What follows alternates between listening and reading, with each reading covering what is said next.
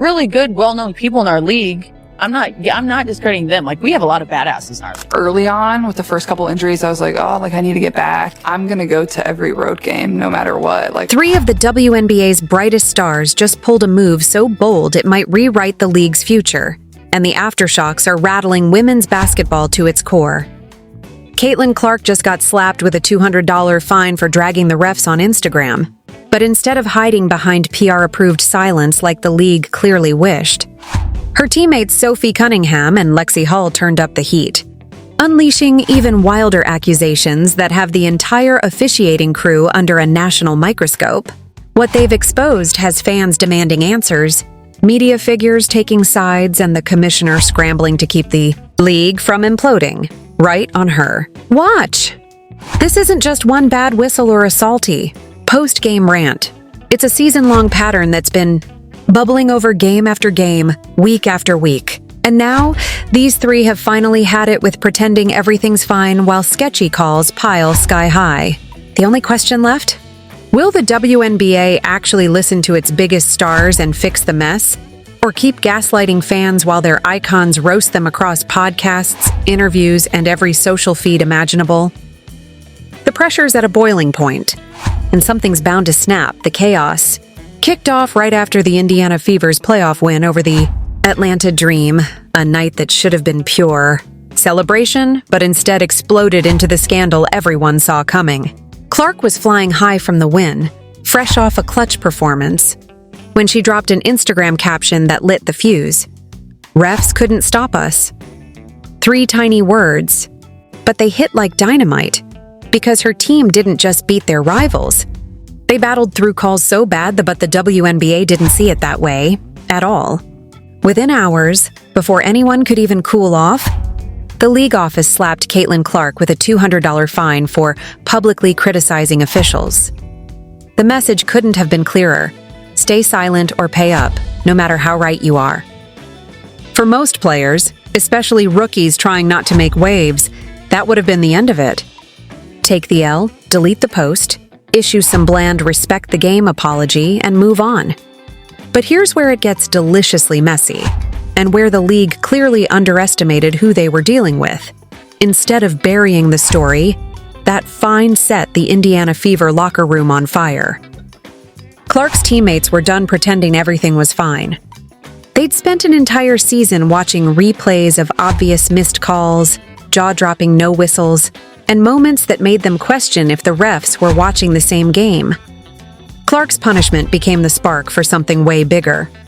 Her teammates finally saw a chance to call out the officiating chaos that's been poisoning the sport for months, and they were willing to risk every fine, suspension, and headline to do it. Enter Sophie Cunningham, now a breakout star not just for her 3-point bombs or bulldog defense, but for being Clark's unofficial bodyguard on the hardwood. Her following exploded past 800,000 after fans watched her literally step in between Clark and anyone dumb enough to throw an elbow. Sophie saw players cheap-shotting the Rookie of the Year, landing blows that should have been called flagrants. And when refs looked the other way, she didn't. She'd take a tech, a fine, even an ejection if it meant making one thing clear: you don't mess with her teammate without consequences. Those fiery moments went viral nonstop. Millions of views, fan edits, full-blown highlight reels, and off the court, her voice got even louder. On her hit podcast, now a must-listen for WNBA fans, Cunningham torched the league's double standards. She didn't sugarcoat, didn't play politics. She called out games where the officiating was flat-out embarrassing, roasted Commissioner Kathy Engelbert for bragging about Clark's impact while failing to protect her from dangerous play, and basically told the WNBA to get its act together. Sophie made her stance crystal clear. If the league won't defend its players, then the players will defend each other. She's not afraid of losing a dime, because the truth is worth more than her paycheck, and fans are backing her with overwhelming support, flooding every post with love and rally cries. That wave of loyalty has only fueled her mission to speak for every player too scared to talk. And then came the breaking point. A brutal matchup against the Chicago Sky turned from fierce to flat-out violent. Lexie Hull drove hard to the rim for what looked like a clean layup, until a Sky defender's elbow smashed straight into her face. No ball, just bone. She hit the court bleeding. Her lip split so bad you could see it from the upper deck. The crowd gasped, the cameras zoomed in, and for the first time, everyone saw exactly what these players had been talking about. Fans watching at home saw every brutal replay angle in HD. Caitlin Clark leapt off the bench, shouting at refs, pointing straight at Lexie Hull's bleeding mouth, her face a mix of fury and disbelief. Fever players swarmed the officials, demanding to know how they could miss something that obvious. Yet somehow, like magic, the refs didn't see it. No foul, no review, not even a pause. Hull was forced to leave the game to patch up her bleeding lip while the Chicago Sky got possession and acted like nothing happened. A player was literally bleeding, and the game just continued. Within minutes, the footage blew up online.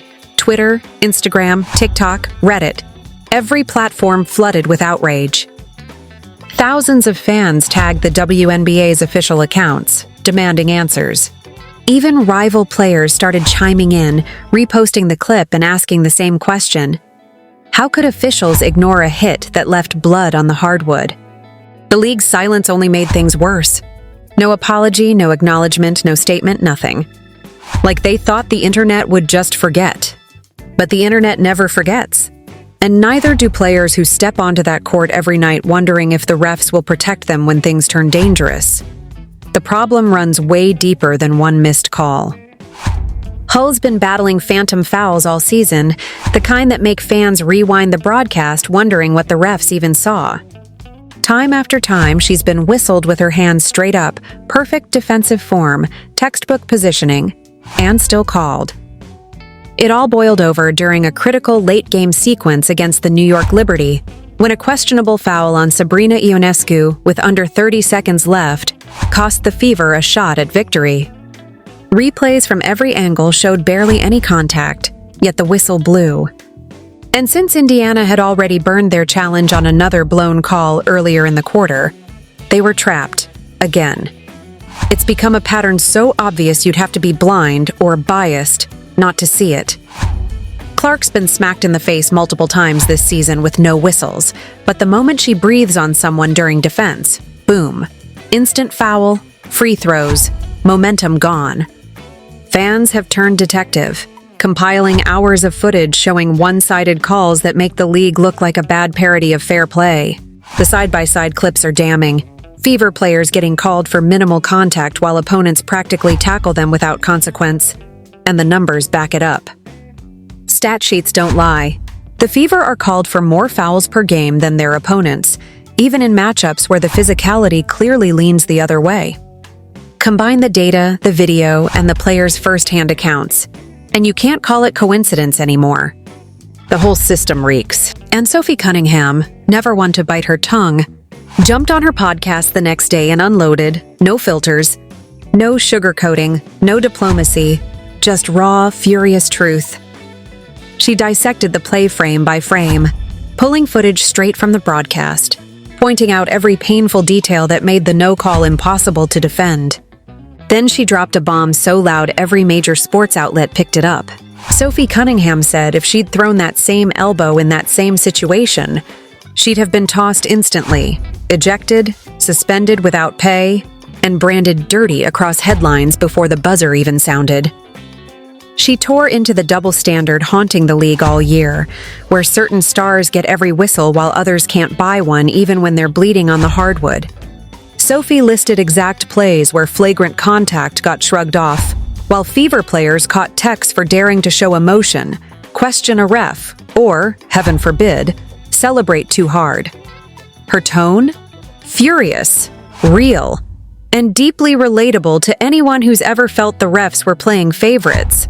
This wasn't a pity party or an excuse for losing. It was an indictment of a broken system years in the making. Players are risking paychecks, reputations, even league discipline just to get the truth heard. Sophie said refs seem to officiate based on names and jerseys instead of rules, like there's an invisible script that changes depending on who you are. And she's far from the only one noticing. Analysts, podcasters, even ex-players have started running their own breakdowns, and the receipts keep stacking up higher than the league's excuses. What makes Sophie's words sting so hard is that she's not ranting, she's proving. She's showing clips, timestamps, cold facts, the kind of evidence the league can't refute without admitting bias or incompetence. So, how's the WNBA responding to this storm of criticism? With a shrug and a press release, a vague promise to review officiating procedures, but no real action, no deadlines, no accountability, no acknowledgement of viral incidents, nothing but corporate filler hoping fans will move on. Then, in a move that could only be described as tone-deaf, Coach Stephanie White got fined for backing other coaches who dared to speak up. The league's message couldn't be clearer if they printed it on a billboard: shut up and obey, no matter how bad the calls get or how much proof piles up. Commissioner Kathy Engelbert has stayed defensive through it all, insisting WNBA officiating is high quality and brushing off player frustration as fan overreaction. Sure, refereeing is hard, but that's not the point, and players know it. They're done being dismissed. Even Angel Reese, a rival with her own fiery battles against Clark, has publicly demanded reform, calling for transparency and fair review processes. When opponents from different conferences, people who have every reason to stay quiet, start agreeing something's rotten, the league can't hide behind PR spin anymore. For the first time in WNBA history, players across teams are uniting in outrage. Analysts, fans, and even mainstream networks are finally paying attention. The silence from leadership has become its own scandal, each ignored incident making the league look weaker, more clueless, and out of touch with its own stars, and the consequences go far beyond this season. Nafisa Collier, usually one of the league's quietest big names, joined other top players in calling for leadership changes, saying trust between players and management is broken. Then Lexie Hull echoed it all in her post-game interview, cool but cutting. The WNBA needs people in charge who actually listen, not ones who dismiss players as emotional or uninformed. It wasn't just a soundbite, it was a warning shot.